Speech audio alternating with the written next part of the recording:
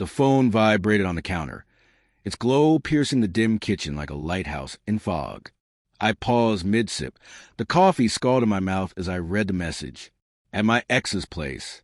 His father passed away. Don't be jealous. The mug slipped from my hands and shattered across the tiles, sending a spray of hot liquid and ceramic shards around my feet. I didn't even flinch. Those words felt branded onto my skin. Don't be jealous. It read like a challenge, a warning, a provocation.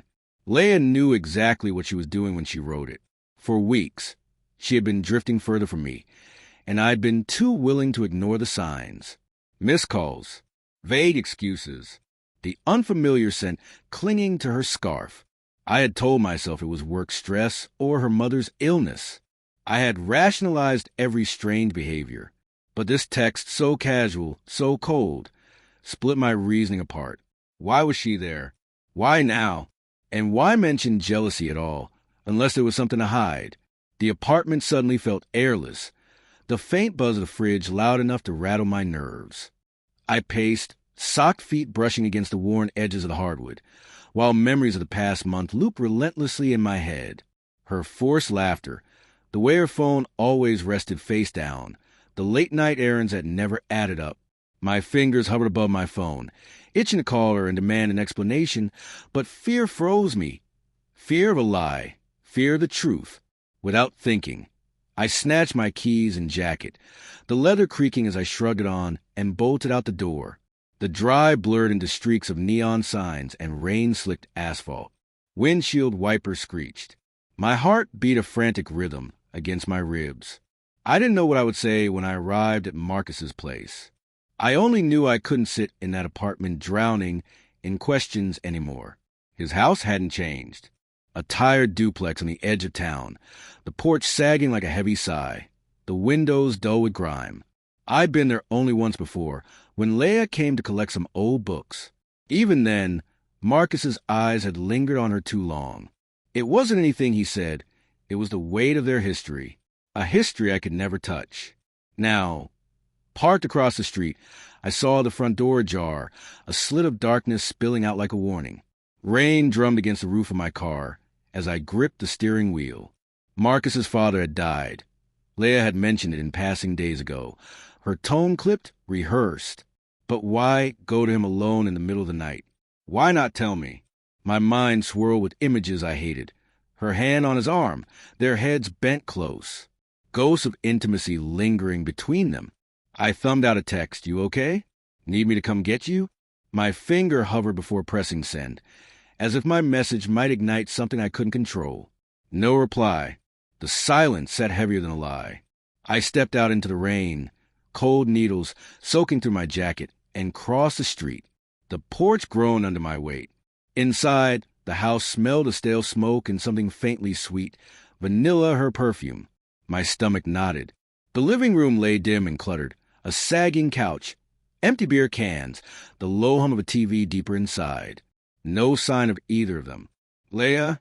My voice cracked, barely audible over the rain. No answer. I pushed the door fully open and slipped inside. My wet shoes left dark prints on the worn carpet as I followed the muted sound of voices down a narrow hallway. They were in the kitchen, lit by a single harsh bulb. Leia sat hunched at the table, fingers curled around a mug like it was an anchor. Marcus leaned against the counter, arms crossed, his expression unreadable. They didn't notice me at first. For a moment, it felt like I was trespassing a world that no longer belonged to me. I didn't mean for this to happen, she whispered, her voice trembling. I thought I could handle it, but it's too much. You don't owe him anything, Leia, Marcus said, his jaw tightening. You don't owe him an explanation. The words made my blood run cold. The floor creaked under my step. Her head jerked up, eyes wide and shining with tears. Jake! Her mug clattered onto the table. What are you doing here? What am I doing here? My voice cracked like glass. You're at your ex's house in the middle of the night, telling me not to be jealous. What's going on? Her face crumpled as she covered her mouth, stifling a sob. Marcus straightened, his expression hardening. This isn't what you think, he said, but his tone was weak, like he didn't even believe himself. Don't. I snapped at him. Don't treat me like an idiot. My gaze shifted to Leia. Tell me the truth. I didn't. Her words fell apart into sobs. I just came to check on him. His dad died, and I thought I could help. That's all. Help. I laughed, a sound like broken glass. You've been distant for weeks, late nights, excuses, secrets, and now this. What am I supposed to think? She stood, her chair scraping against the linoleum. I'm not cheating, she said, voice trembling but steady. I swear. I just got caught up. Marcus was hurting. We talked. It brought back memories, but nothing happened. Memories?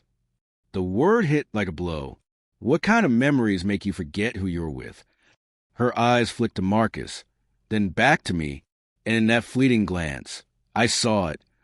The unspoken truth she was too afraid to name. Not just memories. Something still alive. Something unfinished. My knees weakened, and I grabbed the doorframe for balance. The room tilted, edges blurring. Jake, please, she whispered, stepping toward me. I love you. I shouldn't have come here. I should have told you. But I didn't do anything with him. I swear. I wanted to believe her. God, I wanted to. But doubt had already begun to poison everything. I glanced at Marcus, his silence heavier than confession. And that's when I saw it. A necklace on the table. Silver, delicate, a small heart pendant. I'd never seen her wear it. You kept his necklace, I murmured. After all this time. Her face went pale. Jake, it's not, don't lie to me anymore. I cut in, my voice breaking. I turned and walked out into the rain. It swallowed me whole. Behind me, her sobs cracked the night. But I didn't look back. The truth had already cut too deep.